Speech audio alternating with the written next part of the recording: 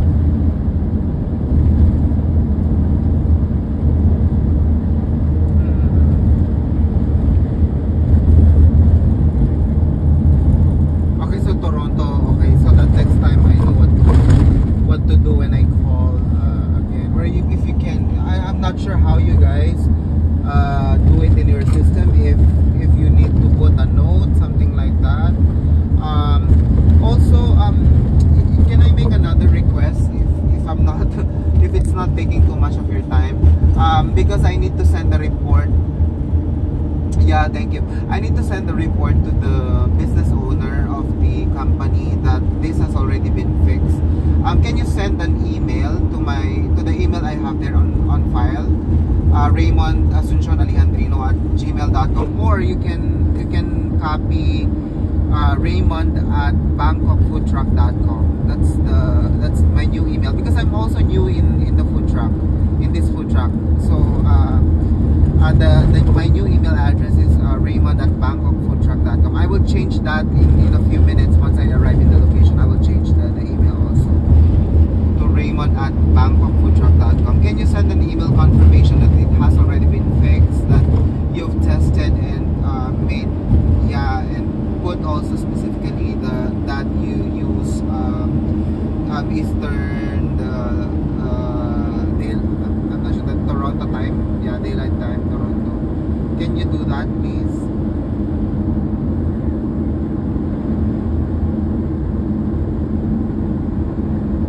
Yeah, Raymond Asuncion.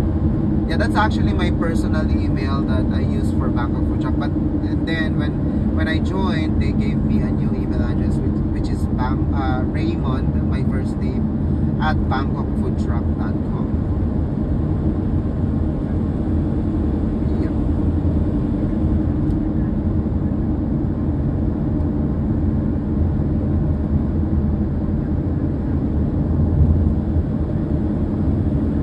Yes, please. And if you can send me a link for a survey, I would be glad to give you, you know, the highest possible rate. Okay? All right.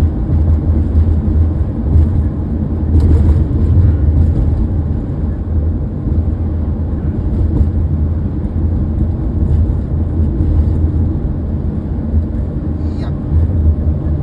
Thank you. Have a good day. Bye-bye.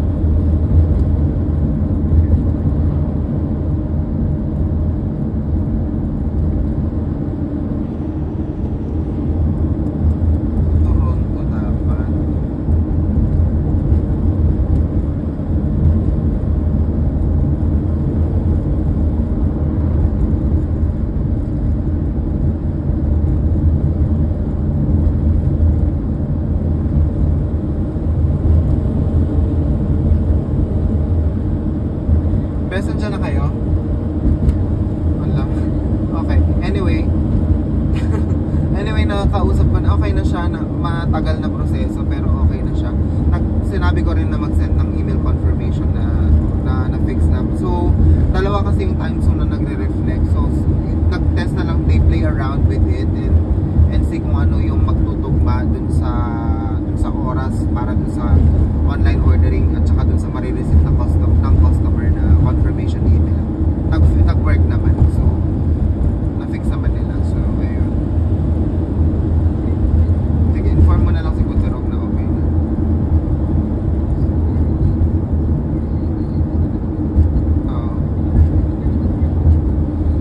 Tinanong niya ako, what time did you leave? Sabi na gano'n, 9:45. Sabi ko, kasi sinabi kong 10 o'clock. Ay, naku, mawawala yun. Hindi naman. Wala naman siyang sinabi. Sabi ko 9:45. Ayun. Asa na kay banda?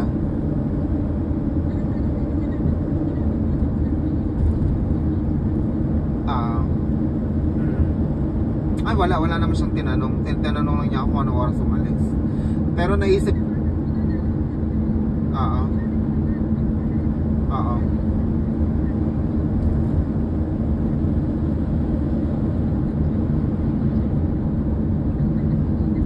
Oo. I'm sure talaga na magkaano yun. Tatanungin ako, tatanungin ka, or may baka tanungin din yung driver. So, sabi ko, oh my God, naisip ko na kaagad kung ano yung sasagot ko. Siya, sige, see you, ingat. Lagpas ako ng guest ka, ano na to? Dito, ano ba? Lugar na to, wait, Kaplan. Nandyan kami mga 55, nandyan ako 55 naman nakalagay sa amin. Ha? Ang lakas ng hangin, Diyos ko Lord.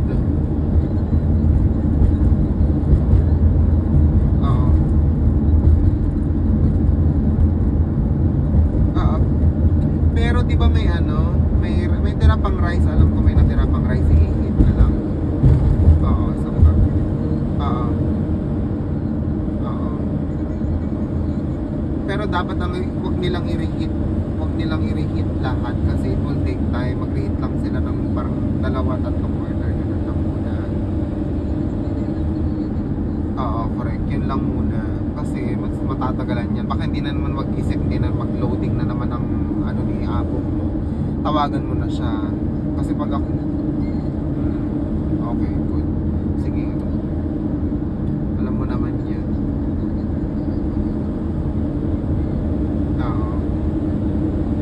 Sino bang kasama niya doon? Wala siyang kasama.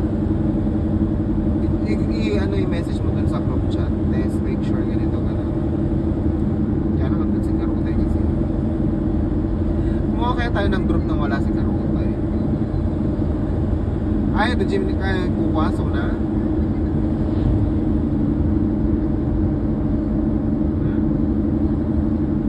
Laging kumaman. Tantanggap lang ang kwarta.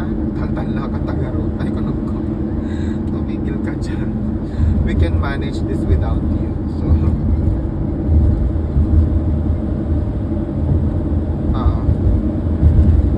correct. Kasi dilatan, huwag na lang silang mag-i-stressin pa nila, magkukos lang ng delay. Correct. Diba?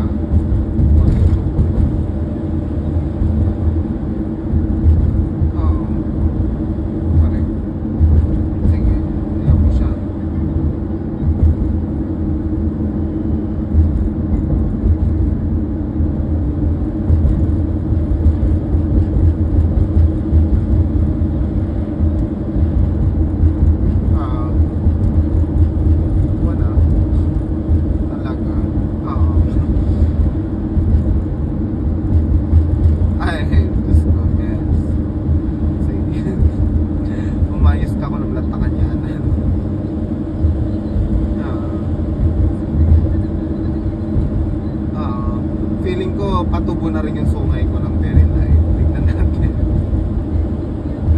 One base lang. Pasipay.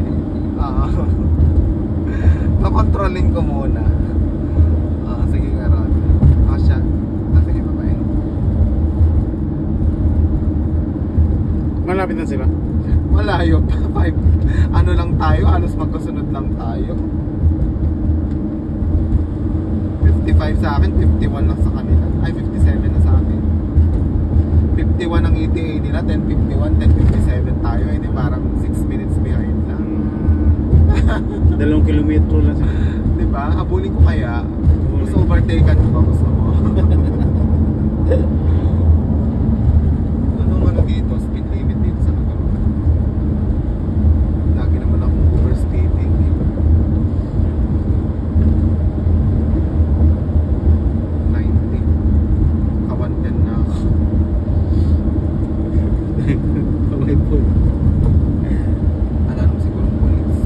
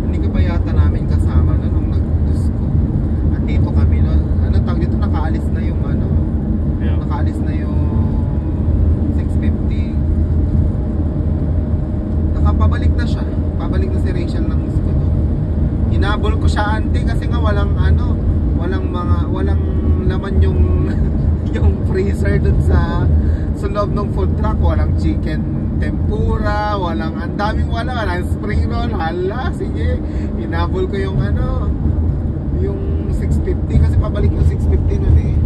Diyos ko Lord, stress kami nun. Dito kami nagkita nag-meet halfway kami, pero nandun ako nagpaano na nun, simula na yung yung operation. Ba't hindi niya na-check mo lang yung stock? Diyos ko, si Nestor ang taga-check nung time dito kami nagkita ni Rachel. So naka-park, hinahabol ko siya. Sabi, nasa Canadian Tire ako noon, bumibili ako ng grill thinner. Tawag si Nestor, Madam, sabi na walang chicken tempura. Putang ina, kanina pa nakalis si Rachel. Sabi ko gano'n. Buti na lang si auntie mo, hindi pa siya ganun kalayo. Tawag ako sa kanya, Bes, pull over. Bakit? Ano nangyayari? Walang chicken tempura, walang ganito, walang ganito. Hala! Sabi, kanina pa ganito, ganyan. Yes ko. Gamit ko yung jeep. Talagang pinatakbo ko, wala nang speeding. Dead man, bahala kayo dyan.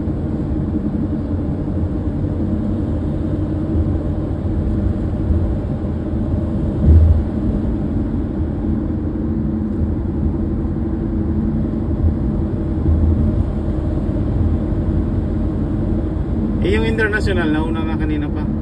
Nauna na siya. Hindi, yung sinusundan lang nila yung food truck. Food truck and then international. Darating yung mga yun, 11 o'clock na. For sure, syempre magpa-park pa yun, anong tawag dito. Late na. Diba? Late na talaga yun.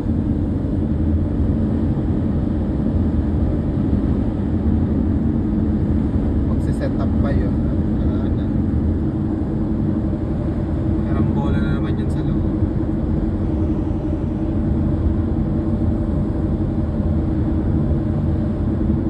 Sino bang nandun? Dapat yung propane yan na nakagay.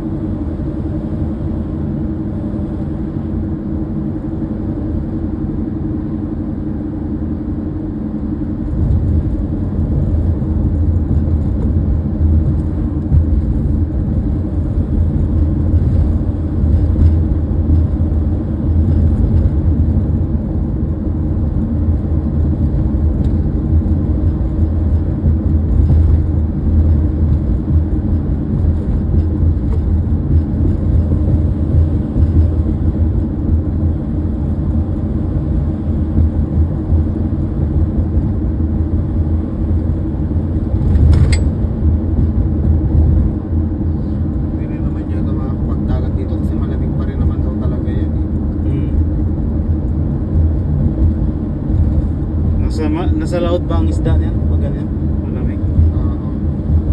Pag tag-init na, yun, pupunta na yun dito. Malapit na dito. So kung yung pinagkakampara natin dun sa kuya, sa Yarmouth, yung saan tayo nag-picture pwede kayong mag-isda doon. Parang walang gaano doon. Yun dito, yung kampira na gas pipi. Gisga yung nagkampira natin natin. Lalaki daw din. Meron?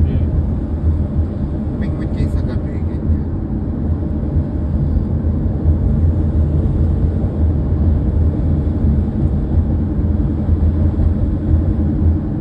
Kasama natin si Garutay tsaka si Randy naman. Kailan? Buong trip na wala si Rachel. Sama yung dalawa? Oo. Camper silang dala. Huwag na lang silang pumunta ng truck, tayo na lang. Lagi kasama dati. Kung wala ka ba? Puntang Yarmouth. Mahirap gumalaw sa food truck kung nandun si Garutay. Pero hindi naka-steady yan sila. Sulpot-sulpot. Butirog? Oo. Si Butirog, pumunta na yan queuing o squat. Hindi naman niya alam yung bagong system. O si Garutay, lagi ang maaga na check. Check lahat ng places.